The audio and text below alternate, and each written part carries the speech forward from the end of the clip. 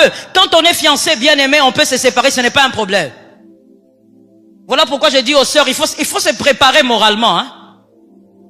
Quand tu aimes un garçon, il ne faut pas venir après nous dire, maman, j'ai tout donné. Tu as tout donné pourquoi? C'est ton mari? On donne tout à ton mari. Toi, tu as tout donné alors que ce n'est pas ton mari. Les fiançailles ne sont pas les mariages. Les fiançailles, ça n'a rien à voir avec le mariage. C'est les débuts.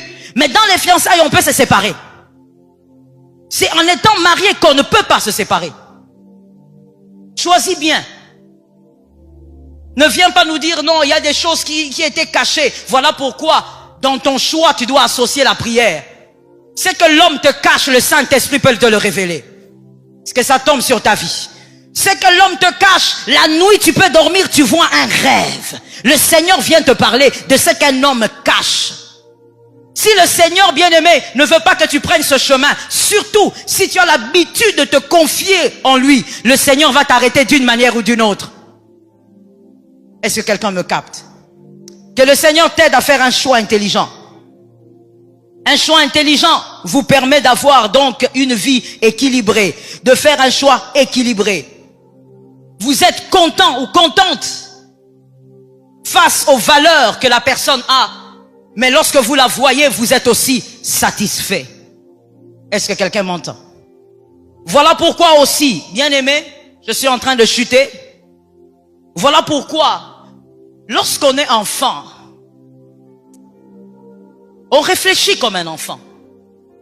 Quand on devient adulte, il y a des choses qui doivent changer. Que cela entre dans l'âme de quelqu'un. C'est comme ça que l'apôtre Paul a dit, lorsque l'héritier est un enfant, il ne diffère en rien de qui? D'un esclave. Ça veut dire que même s'il pleure du matin au soir, il y a des choses qui sont à lui qu'on ne va pas lui donner.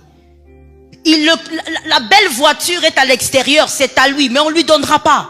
Pourquoi au fait? Pourquoi l'apôtre Paul a parlé d'un enfant et de l'esclave pour dire que l'enfant ne peut pas hériter? C'est parce que l'enfant réfléchit selon son âge. L'enfant réfléchit selon son état. L'adulte aussi a une autre manière de réfléchir. Lorsqu'on est enfant dans la tête, parce que c'est ça aussi le problème avec la jeunesse. Tu peux avoir 40 ans, tu peux avoir 35 ans, tu peux avoir 22 ans. Mais dans ta tête, si tu es un gamin, tu es un gamin. Un gamin mais qui porte le pantalon, qui parle, mais tu es un gamin dans la tête. C'est-à-dire, toi, les critères extérieurs, tu les choisis comme un enfant. Écoutez un peu ces genres de critères. Non, mais je vous laisse libre. Hein. Je ne dis pas que vous devez changer d'avis, mais je vous fais seulement réfléchir. Un enfant, c'est celui qui dit, moi, vous savez, j'avais un fils spirituel comme ça, qui me disait, maman, ngaka metiola. Maman, moi, je ne peux pas épouser une femme qui n'est pas métissée. Non. Vous voyez les critères des enfants? C'est l'enfantillage. C'est celui qui pense que le mariage est un jeu. Celui qui dit non, non, non, moi il faut seulement une femme sombre. Est-ce que tu comprends ce que tu dis? Est-ce que tu comprends les enjeux? Est-ce que tu comprends de quoi il s'agit?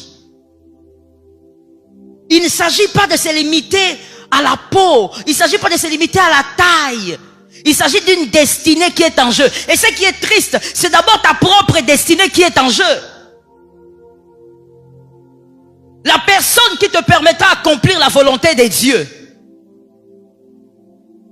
Cette personne-là, qu'elle soit sombre, qu'elle soit claire, qu'elle soit je ne sais pas comment, si c'est elle la personne, et si elle a les valeurs du Seigneur en elle, frère, réfléchis bien. Ma sœur, réfléchis bien.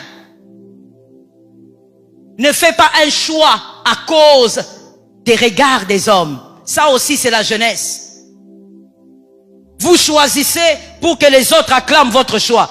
Monsieur, votre femme, elle sera à vous. Ce n'est pas la femme du monde entier. Vous n'avez pas besoin que votre femme soit la plus belle du département. Non, moi je veux seulement celle-là. Pourquoi tu veux seulement celle-là? Parce que tu as des choix d'enfant. Tu es un enfant mais en pantalon. Tu es une fillette mais tu as 25 ans. Mais tu es une fillette. Dans la tête tu es une fillette. Tes choix sont les choix des enfants. Voilà pourquoi Dieu ne donne pas l'héritage. Tu pries, on t'a imposé les mains autant de fois. Mais l'homme ne vient pas. La femme aussi de ta vie ne vient pas. Parce que, au fait, tu n'as pas l'âge de recevoir l'héritage. Dans ta tête, tu es un gamin. Tu as des choix qu'un homme adulte ne peut pas faire. Tu as des critères qu'un homme adulte ne peut pas faire. Vous savez, quand j'étais enfant, je ne pouvais pas avoir sur ma table les légumes, le poisson. Jamais. Quand ma mère insistait, je courais vers celui qui était l'intercesseur. C'était mon père. Mon père qui dit non, laissez-la. Et moi je suis contente. Je me réjouis. Je fais des mois et des mois, des années même. Je mange que la viande. On m'a même surnommé carnivore. J'étais contente. Tant que papa était là. C'est bon. Mais lorsqu'on a grandi et qu'on a compris les méfaits de la viande, personne ne m'a demandé d'arrêter. Moi-même. Dès que je vois ça, j'ai l'impression que vous voulez me faire du mal. Lorsqu'on grandit, les choix, les critères se modifient. Pourquoi? À cause des informations qu'on a. À cause des nouvelles informations, les choix se modifient. Les choix sont modelés. Parce qu'on a des nouvelles informations. Je dis à quelqu'un au nom de Jésus, ne sois pas un gamin en pantalon. Ne sois pas une fillette à 25 ans, à 22 ans, à 18 ans. Que les informations que les hommes de Dieu te donnent, et même dans ces séminaires, fassent un peu grandir ta façon de voir la vie, de voir le mariage, de voir l'homme de ta vie, de voir la femme de ta vie. Que ça change à l'intérieur de toi. Que le Seigneur nous aide. Si votre plaisir visuel n'est pas capable de vous amener à vivre ou à accomplir les promesses de Dieu qui reposent sur votre tête, bien-aimé, oublie ça. Le plaisir visuel, c'est bien. Mais si ce plaisir ne te permettra pas d'accomplir le plan de Dieu, ça ne sert à rien. Vous savez, quand on a des problèmes dans un foyer, quand on a des problèmes dans un mariage, il y a des tiraillements sérieux. On ne voit pas la beauté de la femme. La beauté de l'homme aussi, on ne voit plus. Vous verrez un homme avec une belle femme laisser la femme à la maison partir. Je veux prendre de l'air. Pourquoi? Parce que ça ne va pas. On oublie même qu'on a une belle femme devant soi. On oublie que l'homme est beau. Il t'énerve tellement que tu as envie de disparaître. Il faut voir au-delà du physique. Il faut voir au-delà de l'aspect extérieur. Ne vous faites pas piéger par le diable. Ne me dis pas, maman, je vais épouser cette fille. Elle me coupe le souffle. Elle te coupe le souffle? Je parle au frère. Elle te coupe le souffle. Dans le mariage, elle va te couper la respiration. Elle te coupe le souffle. Dans le mariage, tu ne vas plus respirer. C'est-à-dire, tu vas agoniser. Tellement que, tu sais, une fois j'ai observé, un couple m'a appelé, il me dit, maman, viens un peu ici, si tu ne viens pas. J'ai dit, c'est bon, calmez-vous. J'arrive là. La femme est assise, l'homme est là devant la femme. Comme il ne peut pas la toucher, il ne peut pas la gifler, il est en train de gonfler comme un lion. Je dis, hey, papa, tu as un démon ou bien? Calme-toi. Il est tellement monté, tellement en colère. Mais c'est cette femme-là qui coupait le souffle. Attention à tes choix. Va au-delà de l'enfance. Grandis.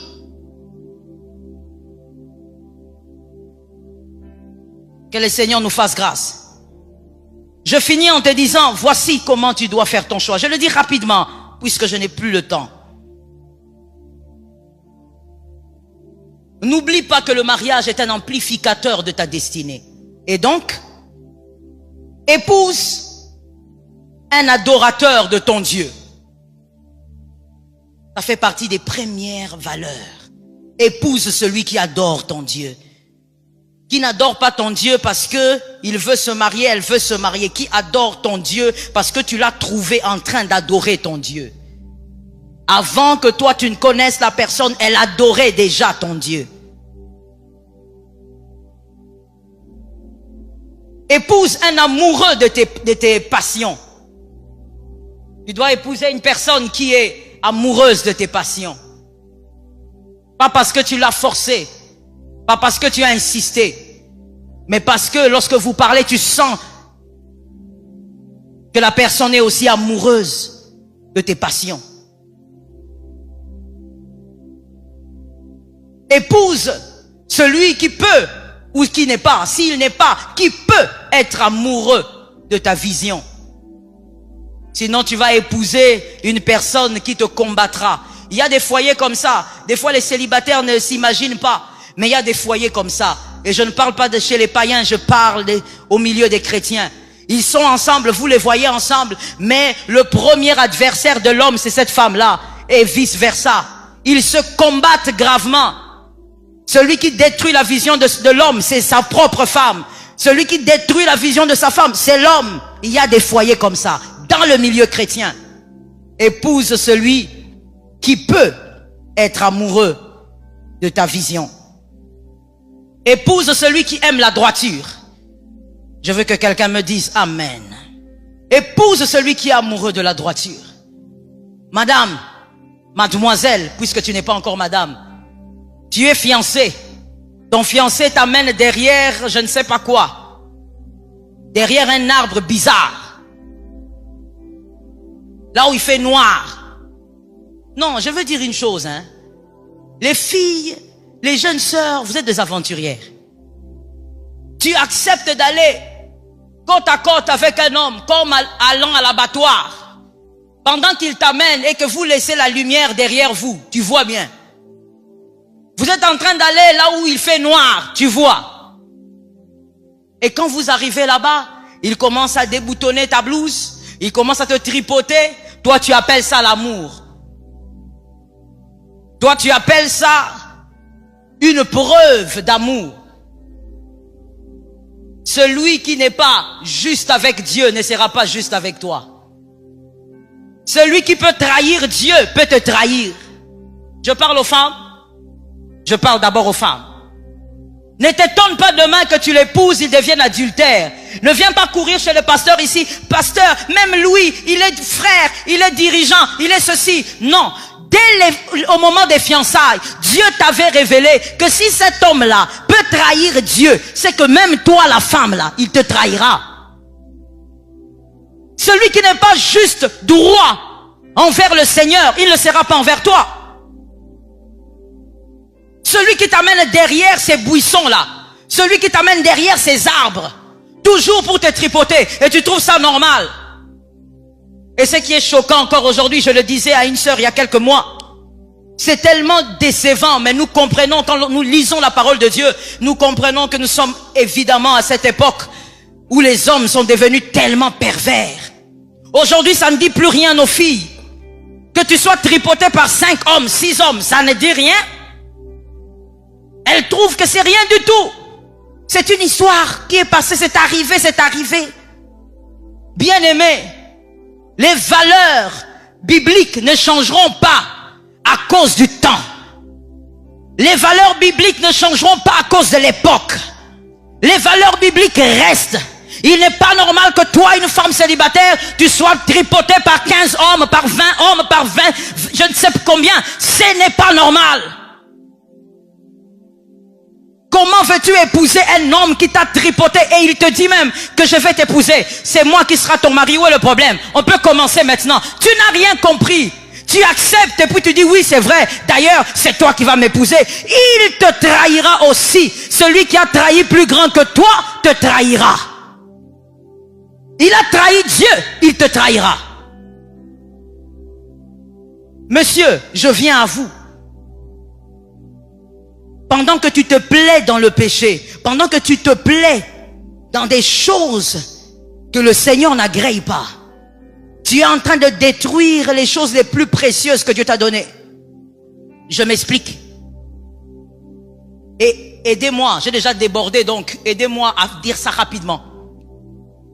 Lorsque vous êtes en plein péché, on est au milieu des jeunes, donc je me permets de parler, n'est-ce pas?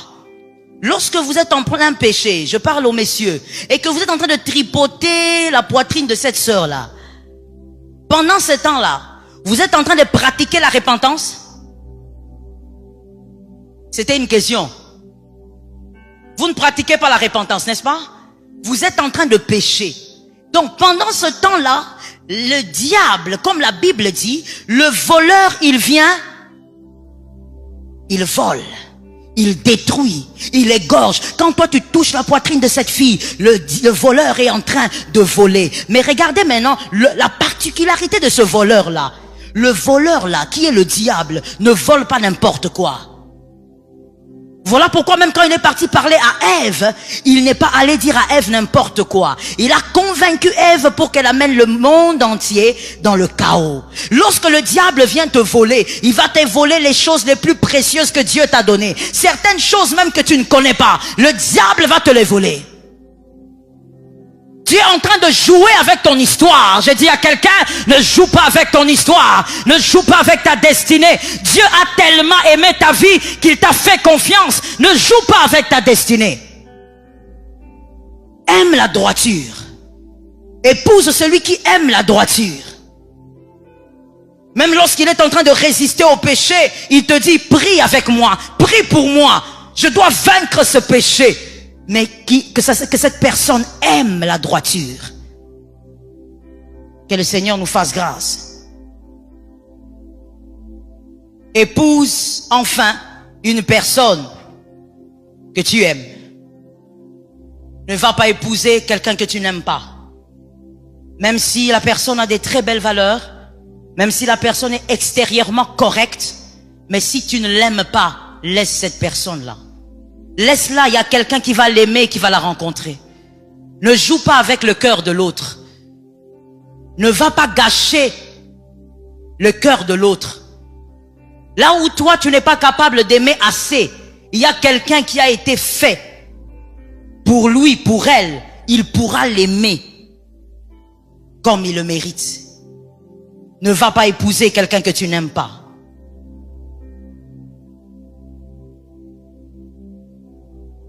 Ne vous mariez jamais par contrainte, je l'ai dit. Ne vous mariez jamais par contrainte. Ça va restreindre votre champ de gloire. Et pourtant, ton champ de gloire est puissant. Ton champ de gloire est grand. Ton champ de gloire est attendu par plusieurs. Tu ne béniras pas que les hommes dans cette assemblée, mais tu béniras les hommes dans le monde. Ah, celui qui a dit amen pour le premier, au fait, il a reçu la grâce. Il ne faut pas rêver dans la présence de Dieu.